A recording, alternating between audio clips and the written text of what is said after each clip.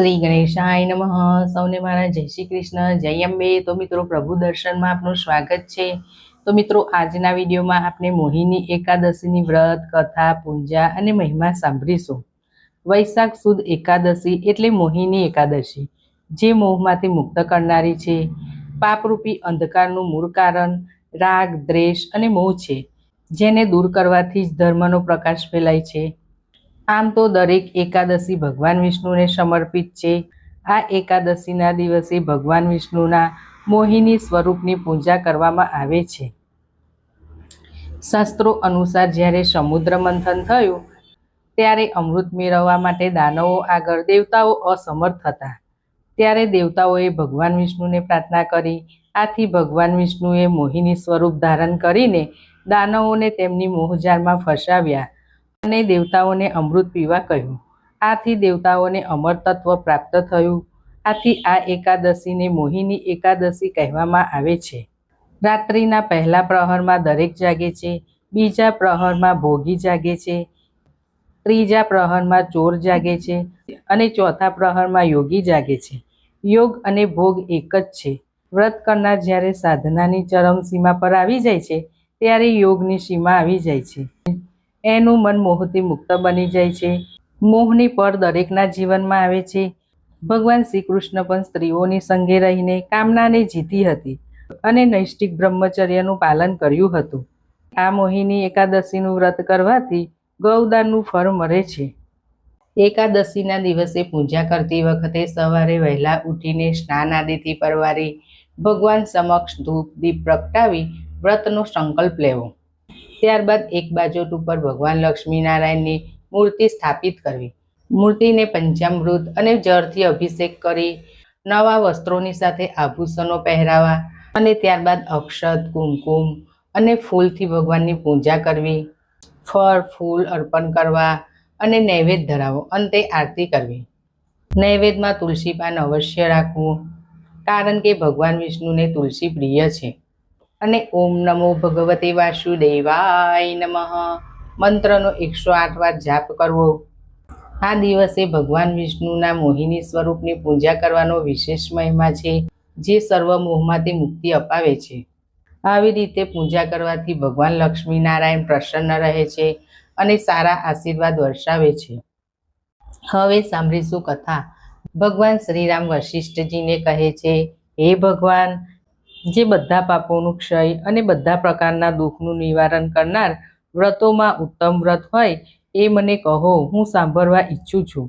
ત્યારે વશિષ્ઠજી બોલ્યા, હે શ્રીરામ, તમે ઘણી ઉત્તમ વાત કહી છે. મનુષ્ય તમારું નામ લેવા માત્રથી બધા પાપોથી શુદ્ધ થઈ જાય છે. છતાં પણ લોકોના હિતની ઈચ્છાથી હું પવિત્રમાં પણ પવિત્ર ઉત્તમ વ્રતનું વર્ણન કરીશ. વૈશાખ માસના શુક્લ પક્ષમાં જે એકાદશી આવે છે એનું નામ મોહિની છે. એ બધા પાપોનું નિવારણ કરનારી એકાદશી છે. એના વ્રતના પ્રભાવથી મનુષ્ય મોહજાર અને પાપોના સમૂહથી છુટકારો મેળવી લે છે.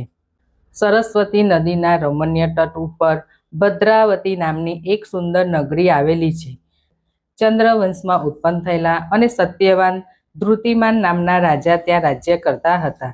એ જ નગરમાં એક વૈશ્ય પણ રહેતો હતો, કે જે ધન ધાન્યથી પરિપૂર્ણ અને સમૃદ્ધ હતો. એનું નામ પણ ધનપાલ હતું. એ હંમેશા પુણ્ય કામકાજમાં જ મગ્ન રહેતો હતો. પ્રજા માટે પરબો, તળાવો, કૂવા, ધર્મશાળા, બગીચાઓ અને ઘરો બનાવતો હતો. ભગવાન વિષ્ણુની ભક્તિમાં એ ખૂબ જ તલ્લીન રહેતો. એ હંમેશા શાંત રહેતો. એના 5 પુત્ર હતા: સુમતિ, કીર્તિબુદ્ધિ, મેઘાવી, સકૃત અને 5મો પુત્ર ધૃષ્ટ બુદ્ધિ હતો. એ હંમેશા મોટા પાપો જ કરતો હતો. એનું મન ન દેવતાઓના પૂજનમાં લાગતું કે ન પિતૃઓ તથા બ્રાહ્મણોને સત્કારવામાં.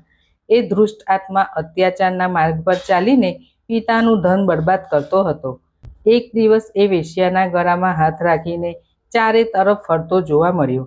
ત્યારે પિતાએ એને ઘરમાંથી કાઢી મૂક્યો અને પોતાના ભાઈ બંધુઓને પણ એનો પરિત્યાગ કરવા કહ્યું. હવે એ ધૃષ્ટ બુદ્ધિ દિવસ રાત દુઃખ અને શોકમાં ડૂબી ગયો. અનેક પ્રકારના કષ્ટો ભોગવવા લાગ્યો અને ભટકવા લાગ્યો. એક દિવસ કોઈ પુણ્યના પ્રતાપે એ મહર્ષિ કૌંડિન્યના આશ્રમ પર પહોંચી ગયો. વૈશાખ મહિનો ચાલી રહ્યો હતો. તપોધન કૌંડિન્ય ગંગાજીમાં સ્નાન કરીને આવ્યા હતા. દૃષ્ટ બુદ્ધિ શોકથી પીડિત થઈને મુનિવર પાસે ગયો અને હાથ જોડીને તેમની સમક્ષ ઊભો રહીને બોલ્યો, હે બ્રાહ્મણ દિવ્ય શ્રેષ્ઠ, મારા ઉપર કૃપા કરીને કોઈ એવું વ્રત બતાવો કે જેના પુણ્યના પ્રભાવથી મારી મુક્તિ થાય. કૌંડિન્ય બોલ્યા, વૈશાખના શુક્લ પક્ષમાં મોહિની નામની પ્રસિદ્ધ એકાદશીનું વ્રત કર.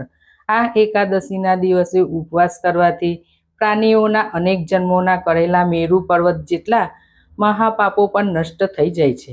વશિષ્ઠજી કહે છે, હે શ્રીરામ, મુનિના આવા વચનો સાંભળીને દૃષ્ટ બુદ્ધિનું ચિત્ત પ્રસન્ન થઈ ગયું. એને કૌંડિન્યના વચન પ્રમાણે વિધિપૂર્વક મોહિની એકાદશીનું વ્રત કર્યું. આ વ્રત કરવાથી તેના સર્વ પાપ બળી ગયા અને દિવ્ય દેહ ધારણ કરીને ગરુડ ઉપર સવાર થઈને બધા પ્રકારના ઉપદ્રવોથી દૂર થઈને ભગવાન વિષ્ણુના ધામમાં ગયો. આ પ્રમાણે મોહિની એકાદશીનું વ્રત ઘણું જ ઉપયોગી છે. વશિષ્ઠજી કહે છે, હે શ્રીરામ, આ કથા વાંચવાથી અને સાંભળવાથી પણ 1000 ગૌદાનનું ફળ મળે છે અને મોહમાંથી મુક્તિ મળે છે. બોલો શ્રી લક્ષ્મીનારાયણ દેવ કી જય.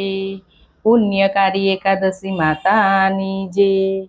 તો મિત્રો, તમને આ મારો વિડીયો પસંદ આવ્યો હોય તો લાઈક શેર જરૂર કરજો. સૌને મારા જય શ્રી કૃષ્ણ.